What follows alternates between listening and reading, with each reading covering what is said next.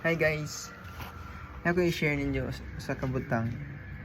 Usually jud mga department store diri sa Japan basta pa dong nasa gabi is mga 6 PM starting kay mag ilan na pang sale ang ilang mga kuan, ang ilang mga perishable goods ba, mga pre-cook na mga pagkaon, mga na mga panos na.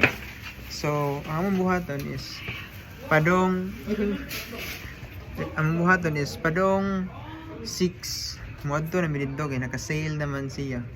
Like mga kuan gud, mga karne, mga luto na daan, like mga pan, apa yung pan, mga alas 6 talis kuan na 20%. Magkadugay sa gabi magkadako ang percent parang ilang ituyo para mahalin ba. So mo nang buhaton naman dire is magbuhat mi gabi para makapalit mi sa mga last ni ba. So karon kay winter pa man.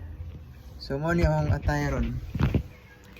Nag winter jacket ko kay di pa mada ang katugnaw. And then wait ha.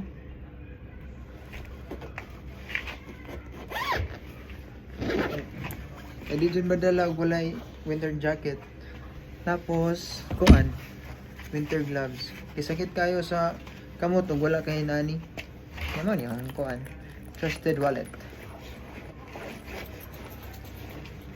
So kato sa lang magpadayon ako unya ni abot na ko sa department store. I think mga 5 minutes or 10 minutes naman dali lakawon. So mo to. Bye.